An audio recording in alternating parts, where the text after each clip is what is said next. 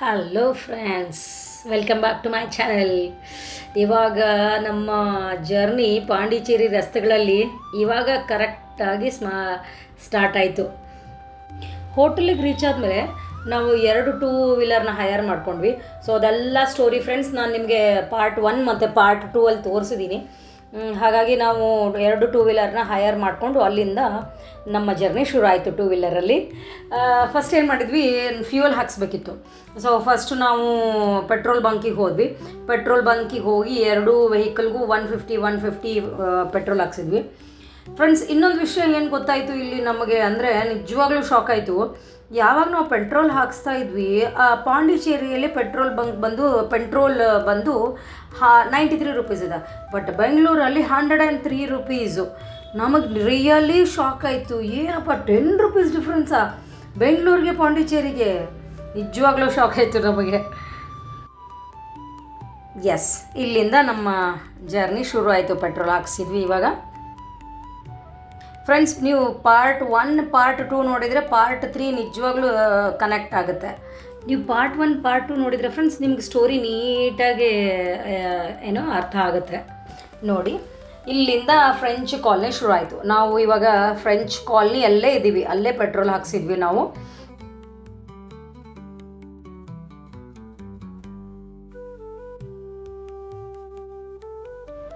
ಈ French colony ನೋಡಿದರೆ ನಿಜವಾಗ್ಲೂ ಫ್ರೆಂಡ್ಸ್ ನಾವು ಇಂಡಿಯಾದಲ್ಲಿದ್ದೀವಾ ಅಥವಾ ಬೇರೆ ಯಾವುದಾದ್ರೂ ಕಂಟ್ರಿಯಲ್ಲಿದ್ದೀವಾ ಅಂತ ಅನಿಸುತ್ತೆ. ಅಷ್ಟು ಚೆನ್ನಾಗಿದೆ ಆ ಫ್ರೆಂಚ್ ಕಾಲನಿ. ನೀವು ನಿಜವಾಗ್ಲೂ ನೋಡಿದರೆ ನಿಮ್ಗೆ ಅನಿಸುತ್ತೆ, ಓ ನಾವು ಹೋಗಬೇಕಪ್ಪ ಈ ಪ್ಲೇಸಿಗೆ ಅಂತ. ಅಷ್ಟು ಬ್ಯೂಟಿಫುಲ್ ಆಗಿದೆ. ಬನ್ನಿ ತೋರಿಸ್ತೀನಿ, ಎಂಜಾಯ್ ಮಾಡೋಣ ಬನ್ನಿ.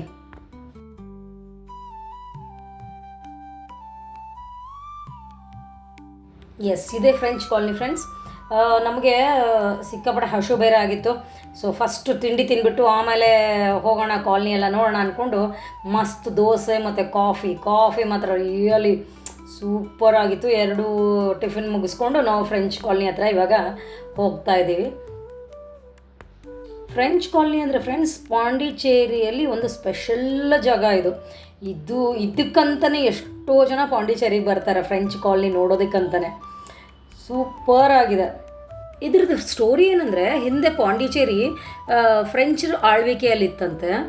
ಅದಕ್ಕೆ ಇಲ್ಲಿ ಫ್ರೆಂಚ್ ಸ್ಟೈಲ್ ಮನೆಗಳು, ಯೆಲ್ಲೋ ಕಲರ್ ಬಿಲ್ಡಿಂಗ್ಸ್, ಹಾಗೆ ವೈಟ್ ಡೋರ್ಸ್, ಹಾಗೆ ಯುರೋಪಿಯನ್ ಫೀಲ್ ಕೊಡೋ ರೋಡ್ಸ್ಗಳು ಕಾಣಿಸ್ತಾವೆ ನಿಮಗಿಲ್ಲಿ. ನೋಡಿ, ಎಲ್ಲರೂ ಇಲ್ಲಿ ಫೋಟೋ ಸೆಷನಿಗೆ ಅಂತಲೇ ಬರ್ತಾರೆ. ಬ್ಯೂಟಿಫುಲ್ ಇದೆ ಫ್ರೆಂಡ್ಸ್. ನೀವು ಒಂದು ಸತಿ ಆದರೂ ಪಾಂಡಿಚೇರಿ ವಿಸಿಟ್ ಮಾಡಲೇಬೇಕು. Super place. ಬಟ್ ಬೇಸಿಗೆಯಲ್ಲಿ ಸಿಕ್ಕಾಪಟ್ಟೆ ಬಿಸಿಲಿರುತ್ತೆ. ಸಿಕ್ಕಾಪಟ್ಟೆ ಬಿಸಿಲಿರುತ್ತೆ. ನಾವು ಬಂದಿದ್ದು ಬೇಸಿಗೆ ಕಾಲನೇ ಆಗಿತ್ತು. ಬಟ್ ಲಕ್ಕಿಲಿ ಅದೇನೋ ಗಾಡ್ ಗ್ರೇಸ್ ಅನಿಸುತ್ತೆ, ಹೋಗಿರೋ ಟೈಮಲ್ಲೇ ಸಿಕ್ಕಾಪಟ್ಟೆ ಮಳೆನೂ ಇತ್ತು. ಇನ್ನೇನು ನೋಡಿ ಕ್ಲೌಡ್ಸ್ ಹೆಂಗಿದೆ, ಸಿಕ್ಕಾಪಟ್ಟೆ ಕ್ಲೌಡು ಡಾರ್ಕ್ ಆಗಿತ್ತು. ಮೋಡಗಳಂತೂ ಫುಲ್ ಕಪ್ಪಾಗಿತ್ತು. ಇದು ನೋಡಿ, ಇದು ನಾವು ರಾಕ್ ಬೀಚ್ ಹತ್ರ ಇವಾಗ ಹೋಗ್ತಾ ಇರೋದು.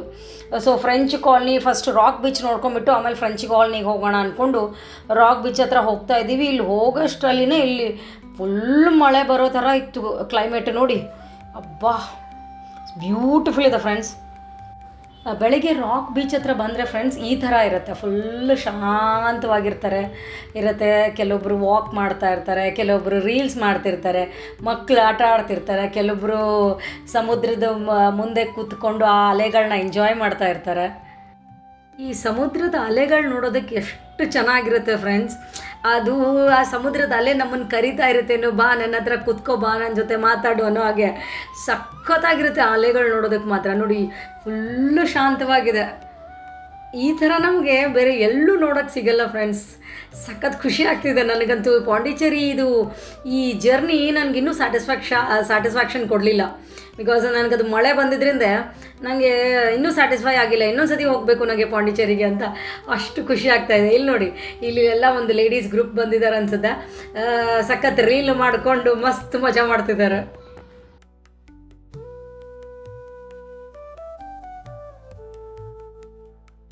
ಇಲ್ಲಿ ನೋಡಿ, ನನ್ನ ಹಿಂದೆ ಸಮುದ್ರ ಯಾವ ಥರ ಕಾಣಿಸ್ತಾ ಇದೆ ನೋಡಿ. ಸಖತ್ತಾಗಿದೆ ಫ್ರೆಂಡ್ಸ್. ಇದು ರಾಕ್ ಬೀಚ್ ಬೆಳಿಗ್ಗೆ ಈ ಥರ ಫುಲ್ ಶಾಂತವಾಗಿರುತ್ತೆ, ಬಟ್ ಸಾಯಂಕಾಲ ಮಾತ್ರ ನೋಡಬೇಕು. ಅಲ್ಲಿ ಟ್ರಾಫಿಕ್ ಸ್ಟಾಪ್ ಮಾಡಿಬಿಟ್ಟಿರ್ತಾರೆ 5 ಗಂಟೆಗೆ. ಎಲ್ಲ ಮಸ್ತ್ ವಾಕ್ ಮಾಡಿಕೊಂಡು ಸಾಯಂಕಾಲದ ನಾನು ನಿಮಗೆ ತೋರಿಸ್ತೀನಿ ಹೆಂಗಿರುತ್ತೆ ರಾತ್ರಿ ಹೊತ್ತು ಅಂತ. ಸಾಯಂಕಾಲ ಒಂದು 5 ಗಂಟೆ ಸುಮಾರದಿಂದ ಎಲ್ಲ ಜನ ಅಲ್ಲಿ ವಾಕ್ ಮಾಡಿಕೊಂಡು ಸಮುದ್ರದ ಹತ್ರ ನೋಡಿಕೊಂಡು ಮಸ್ತ್ ಎಂಜಾಯ್ ಮಾಡ್ತಾ ಇರ್ತಾರೆ. ಸಖತ್ತಾಗಿರುತ್ತೆ ಇದು ರಾಕ್ ಬೀಚ್ ಮಾತ್ರ. ಇಲ್ಲಿ ನೋಡಿ ಹೇಗಾಗಿದೆ ಮೋಡ, ಮೈ ಗಾಡ್. ಇಮ್ಮಿಡಿಯೇಟಾಗಿ ಮಳೆ ಶುರು ಆಗೋಯ್ತು, ಜೋರಾಗಿ ಮಳೆ ಶುರು ಆಗೋಯ್ತು. ನಂಗೆ ಒಂದು ಕಡೆ ಖುಷಿನೂ ಆಯಿತು, ಒಂದು ಕಡೆ ತುಂಬ ಬೇಜಾರು ಆಯಿತು. ಯಾಕಪ್ಪ ಮಳೆ ನೋಡೋಕ್ಕೆ ಆಗ್ತಿಲ್ವಲ್ಲ ಫ್ರೆಂಚ್ ಕಾಲನಿ ಅಂತ. ಮತ್ತು ಇಟ್ಸ್ ಓಕೆ, ಏನೂ ಮಾಡೋದಕ್ಕಾಗಲ್ಲ ಅಲ್ವಾ ವೆದರ್ಗೆ. ನೋಡಿ ಎಂಜಾಯ್ ಮಾಡಿ ಫ್ರೆಂಡ್ಸ್. ಇದು ಕಂಟಿನ್ಯೂ ಆಗುತ್ತೆ ನೆಕ್ಸ್ಟ್ ಪಾರ್ಟಲ್ಲಿ. ಹಾಗೆ ನಾವಿಲ್ಲಿ ಒಂದು ಸ್ವಲ್ಪ 1-2 ಕ್ಲಿಪ್ಸ್ ಹಾಕಿದ್ದೀನಿ ಫೋಟೋ ಸೆಷನ್. ಆ ಮಳೆಯಲ್ಲೇ ಫೋಟೋ ಸೆಷನು ಮಾಡ್ಕೊಂಡ್ವಿ, ಬಟ್ ಏನೂ ಮಾಡೋಕ್ಕಾಗೋದಿಲ್ಲ. ಯಾ ಫ್ರೆಂಡ್ಸ್, ಈ ವಿಡಿಯೋ ನಿಮ್ಗೆ ಇಷ್ಟ ಆದರೆ ಪ್ಲೀಸ್ ಲೈಕ್ ಮಾಡಿ, ಶೇರ್ ಮಾಡಿ, ಸಬ್ಸ್ಕ್ರೈಬ್ ಮಾಡಿ. Thank you so much. Bye.